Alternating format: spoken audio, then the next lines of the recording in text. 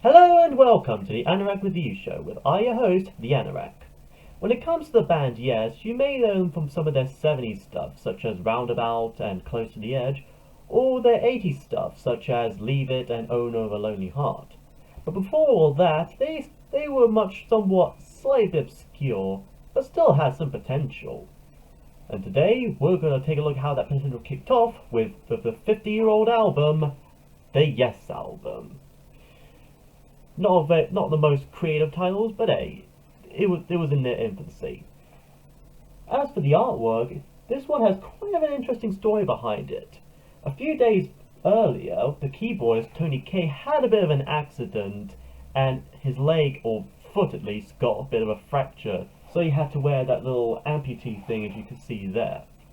The photographer, Phil Franks, had very little time to make a cover for them, at least like half an hour maybe. So they just called him up to his flat, found some random mannequin head he found in a bin, got some dim lights arranged, just shot it up, and just came up with the improv shot you see, and the rest was pretty much history. And like all great albums, this too is a gatefold. So you know we're off to a generally good start here. And with all that aside, let's actually talk about the music itself.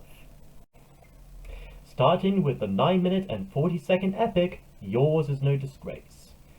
Your what is no disgrace? I don't know, but I guess it's up to interpretations of listeners. This one is one of those somewhat groovy yet somewhat changing styles within its time length, starting with a very groovy riff and the bass of the late great Chris Squire and the epic Hammond organs of Tony Kaye. It definitely gives me a bit of an early 70s Genesis vibe, which I guess is kind of what you'd expect from the time. In terms of lyrics, it's sort of a war song, or rather an anti-war song, but at least more of a vague and subtle kind of sense, with very few references such as battleships and mutilating armies, but beyond that, it doesn't go all out obvious and explicit or in your face about it. It still keeps that subtlety, which I think is a pretty decent choice from the songwriters in that respect. Next is the little solo, groovy, funky acoustic tune simply called Clap, a somewhat instrumental semi-improv piece written by the guitarist Steve Howe, which he apparently wrote for his son Dylan. This little short piece, to me at least, not only demonstrates Steve Howe and his talents and abilities with the guitar, but also give off a kind of little sense of light-hearted mood and maybe a bit of sense of humor a little bit, and honestly a somewhat happier tone compared to more grander, more bombastic tracks that bands like Yes are more associated with. It may come across as filler to some people, but to me at least, I think it's a good leeway from one big long track to the next.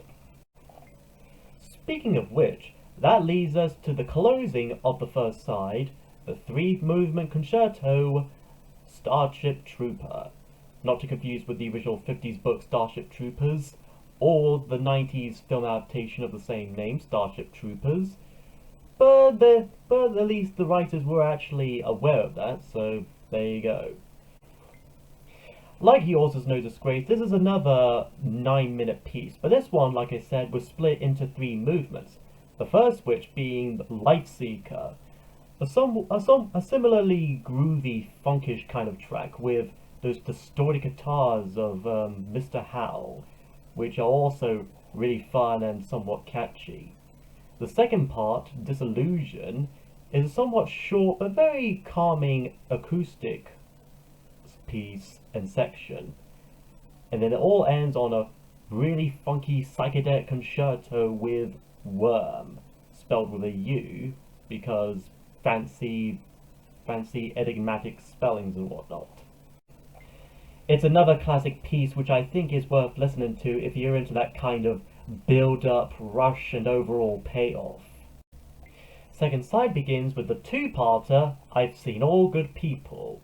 Its first part, Your Move, talks about chess playing and uses them as metaphors, and even has a bit of a shout out to John Lennon, and particularly his songs Instant Karma and Give Peace a Chance. And then there's the second part, All Good People, a more jumpier, somewhat groovier piece. This gives off more like a driving along the country kind of vibe. It all ends in a sort of a cappella church organ finale, which eventually fades away to nothingness. Here, Steve and Tony are definitely in their element when it comes to guitar and organ respectively on this track, and John Anderson really gives off his typical, almost operatic approach when it comes to music. Then there's the song Adventure, a short but very jazzy piece about, well, adventure. It kind of gives a kind of similar vibe to Clap in a way. I mean, it's a very short song. I think, in fact, it's about eerily almost the same length of time, and it's sandwiched between two like longer tracks. And I really noticed that. It's a really interesting pattern, I gotta say, for this album. Its lyrics speak of things like drinking habits and alcoholism and addiction and all that. They're short, but they're very relatable, I think, in that respect. And then, of course, we come to the very chunky, bombastic polyrhythm of the finale, Perpetual Change. Its lyrics speak of how whether it's us who can control our destiny and fate, or if it's fate itself that controls us, and how we could change not only ourselves but also our surroundings, the people around us, etc.